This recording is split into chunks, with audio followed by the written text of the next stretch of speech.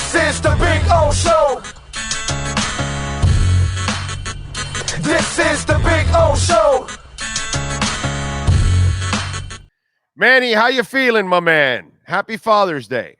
Thank you. Same to you, my brother. It's also my 46th birthday today, so I'm a year older. Oh, wow. Yeah, Father's Day weekend busy for me. I'm up here in St. Augustine visiting parents and my brothers. Everybody's down here hanging out, so it's going to be a good weekend. All right, man. That is awesome, dude. Good for you, spending it with Thank you. family. That is awesome. So you're 47 this year, right? I'll be 50. 46 this year. 46. I'm sorry. Yeah, I'll be all right. 58 this year. Wow. Yeah. Well, you look great, though. I got to tell you, you look better. I think you're going to look better at 58 than you did a couple years ago, right? With all the hard work you put in to lose weight and get in shape. And get I'm healthy. trying, bro. I'm trying, Yeah. bro. I am trying, but and I'll keep losing some weight here. Wow, that ZDX is fucking beautiful. Holy shit. Isn't that car nice? Oh my God, that is nice. Woof. Anyway, sorry about that, but No, it's okay. yeah, no, I'm trying, man. I'm trying to work it, but yeah, dude, you're like 46. I'm like, damn, I'll be 58 October 1st, bro. It's like right around the corner already, man. 58, and that is just crazy stuff. Calais Campbell signs with the Miami Dolphins, and you know, I praise Chris Greer because the panic is to try to sign him early, and because people are talking, oh, sign him, and they're like, no, dude, you wait for these kind of things. You know, he's not the kind of guy because he's not going to play a ton. You know, he's going to be a situational player for you at this point. But what a key person to have in the locker room, and what a key player to have in big moments, dude. Short yardage, you know, passing downs, third and long, you need to put some pressure, whatever it is. But in those kind of key moments, that's where you want a player like that. Yeah, you're absolutely right. I got a chance to see Calais actually a week ago, this past weekend, Sunday, when he was over at Legends Camp for the University of Miami, and he was standing there next to Jason Taylor, who of course is Miami's defensive line coach, and I tweeted out a photo of the two of them together, and I said, you know, two Miami legends at Legends Camp, and you know, the thing about Calais, and I remember coming up here to Jacksonville and talking to him when he was with the Jaguars, is there's never been anybody that said a negative thing about this guy in a locker room. Like everything has always been what a unbelievable you know, person and positive influence. And I was talking about this with somebody else the other day. For a guy to be as big as he is, you know, 6'7", 6'8", as long as he is, to have as much health as he's had, if you really think about it, though, to play, what is it, 17 years in NFL now? I mean, it's pretty remarkable for somebody of that kind of frame to survive and not have so many detrimental injuries and to just be consistent. So kudos. I have a theory. I have a theory sometimes that some of those guys that are super special and athletic, they have a vision. They play at another level that sometimes they can see shit happening, and they kind of know how to protect themselves, and they know how to play. And you know, Aaron Donald, bro, that guy barely ever suffered any injuries. Yep. You know what I mean? It just sometimes it's there's, you know, Barry Sanders. You didn't get clean shots on him. Warwick Dunn. I could just go on and talk about certain players that, you know, there are some that do have bad luck, and there are players, but then there are those special guys that you just wonder, like, bro, Walter, how in the fuck do you play like a ram and you put your helmet into somebody's chest all the time and you never get injured? What explain to me, Walter Payton, how is it that you do this shit? You know what I'm saying? And over time, there are those certain dudes, and I think Calais Campbell is that dude that kind of really understands the game and knows how to play it and play it in a way that he's the guy doing the hurting maybe at times. He really is, and it's amazing. Oh, he's never had a season where he's played fewer than 12 games. I mean, how many guys can say that? Right? I mean, to just have that level of consistency, that you're available that much. So, I mean, Teron Armstead does that all the time.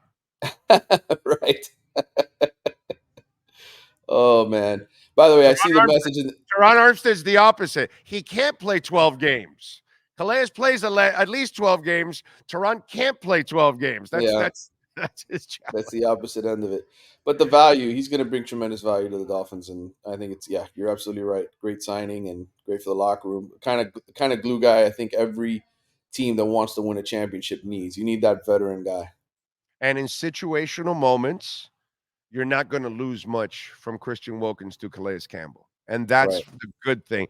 Total, yes, because he cannot play the amount of snaps right, that right. Christian Wilkins didn't come off the field, dude. Like, Yeah. he did not come off the field. That was, Hmm. by the way, that was the other thing that I heard, that there were concerns from the building. Like, bro, we're going to give you $28 million, and you've played more snaps than any defensive tackle in football since you've been in the league. Yep. Yeah, no, there's a lot of tread on those. There's a lot of tread off those tires. Yeah, we're gonna back off here. We're not gonna give you that kind of money. And so that's where you're gonna lose a little bit. But in key moments, I don't think you lose anything. All right. We know recruiting is going on. What's the latest Canes wise? What's going on this weekend? Well, another important weekend. Obviously, there's another one after this next week, but you got a lot of the big time guys that are on Miami's board that I think they have a real good shot at getting. DJ Pickett, kid out of the Tampa area, he's a 5-star defensive back, big time kid, 6'4", 180, long arms, one of the best DBs in the country. We talked about this on Tuesday when you had me on the show, but DB is such an important position for Yeah, Miami. man. Haven't recruited it at a high level like they normally have in the past. So you're trying to get a guy like DJ Pickett, not necessarily to commit, but just really good feeling. Hey, I really want to be at Miami. Let's see how the season goes, and then maybe he commits later down the road. They got Dallas Wilson, another 5-star kid who's committed to Oregon right now. He's really the number one guy I think in the receiver board. Again, big body, 6'3", 195. Mario is recruiting size over anything else, and he's prioritizing NFL bodies. That's what he wants Miami to be again. He wants it to be an NFL football factory. So Pickett and Wilson are the two big guys on campus this weekend, and then there's some other guys that they're also after on the defensive line and at cornerback. Chris Ewald is a kid from Hollywood Chaminade who's a top 200 recruit. He used to be committed to Michigan, but I think he's always sort of been trending towards Miami. Another one of these big time local kids like Zaquan Patterson, who they signed a year ago at safety. Chris is a cornerback, a true cornerback. And the best thing about Chris is that he played against three of the best high school receivers I've seen in a long time, including Jeremiah Smith, who was the number one overall recruit last year, who signed with Ohio State, and Miami came this close to getting. Ewald is a guy who's played the best in high school consistently, and he's a big time local kid. So those are the guys that are there this weekend, and hopefully they eventually get some more commitments. But again, it's like I keep telling people, and I'll say it again on your show, don't worry about commitments now. Worry about them in December, because what the kids want to see in year 3 of the Mario era is winning. They want to see these guys take a step up in player development, take a step up in the wins column, in the standings, and to be a real contender in the ACC. And I think if Miami doesn't do that, then all of this is going to be for naught, and a lot of these kids are going to end up going elsewhere. But if Miami has a great season, well, they're going to put themselves in position to cash in and get a lot of these elite players that they've had on campus over the summer. I'm going to ask you a question a little bit off the beaten path that you probably weren't prepared for, but it's kind of a left field. I was reading an article yesterday about the Big 12 and how the viability, the existence of the Big 12 is questioned. Right. And so I'm thinking, oh, you read this, the article I'm talking about? Yeah, I think you know what you're talking about. Yeah.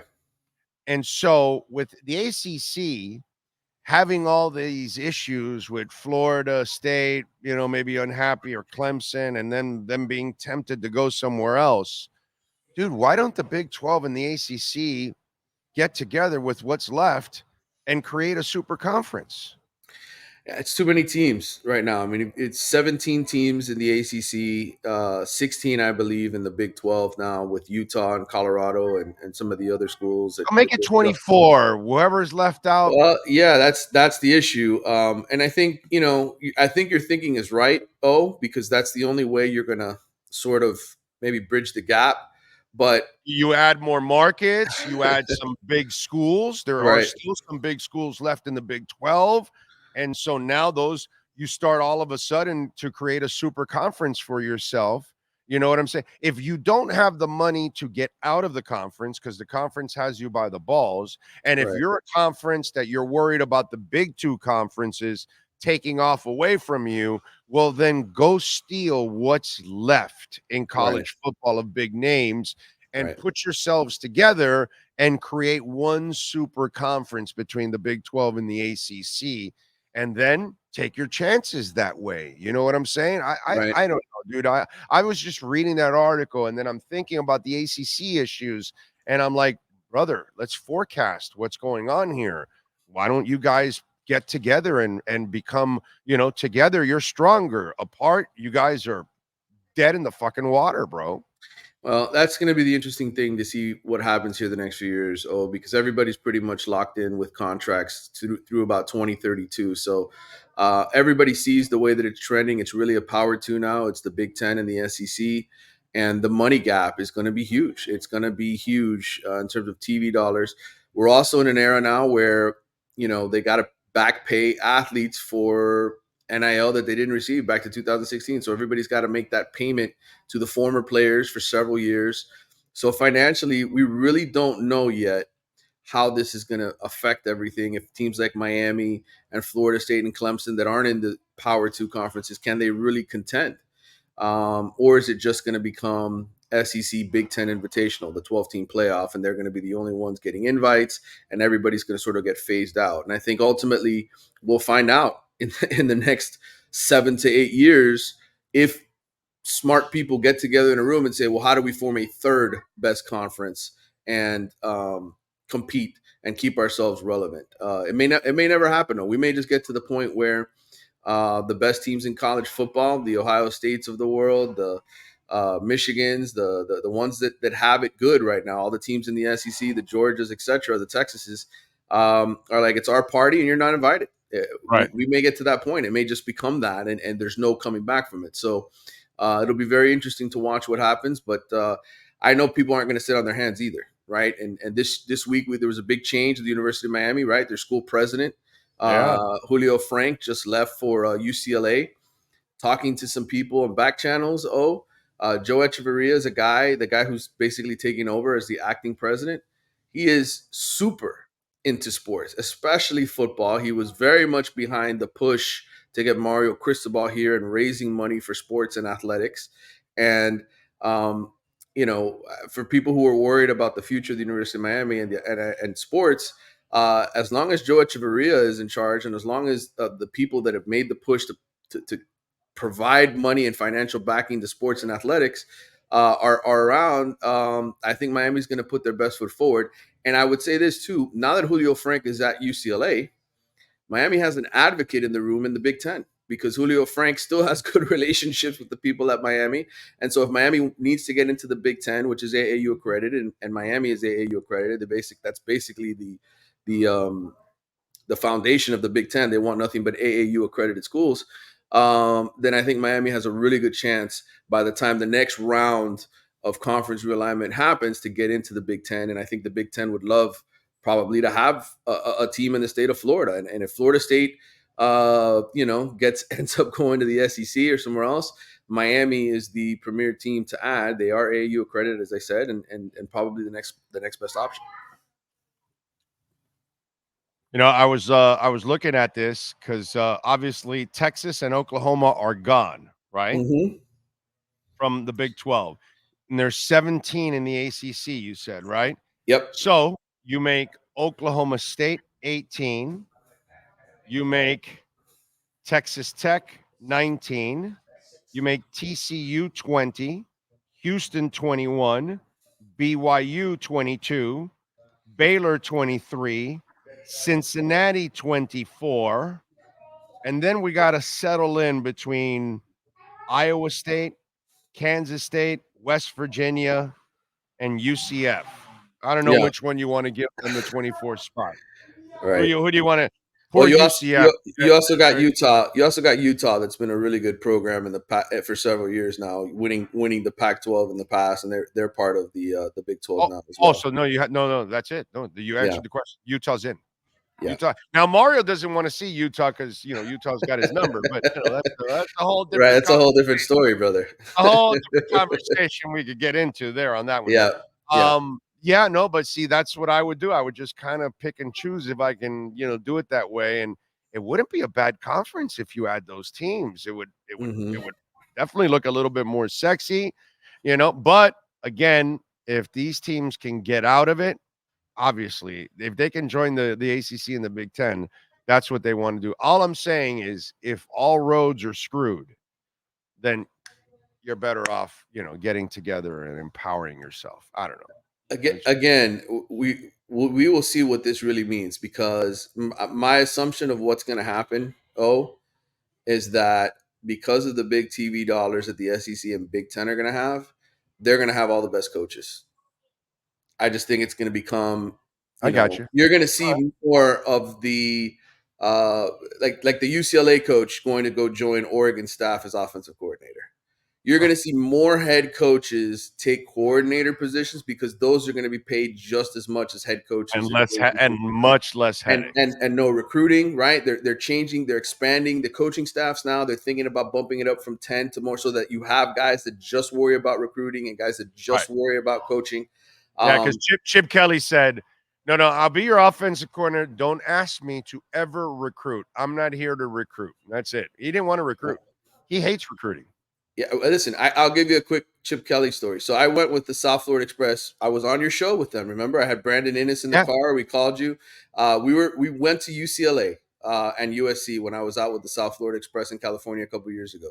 Chip Kelly wouldn't even come downstairs to meet with all of these 5-star kids. He didn't care. He told his assistant coaches, those kids aren't coming here. We're not going to bother to recruit them. And now the irony is, all of those elite kids ended up at Ohio State, where he's coaching. Right. So yeah. So he still got the tools without having to put in all the work. So it is what it is. Yeah, dude. But I think that's what's going to happen. I think in the next 3 to 4 years, unless you make it to the mountaintop of the ACC and the Big 12, where you are dominating that conference, you are going to see the best coaches in college football start to take coordinator jobs and position coach jobs at Big 10 and SEC schools that can pay double than what they get having a bigger job at a smaller level. That's it. That's what's going to happen. All right. Follow him on Twitter at Manny_Navarro and catch his work there at The Athletic, getting it done.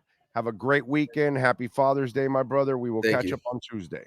All right, brother. You too. Take care. Thank you, sir. There you go. The great Manny Navarro and our Canes Wear Miami Hurricanes report.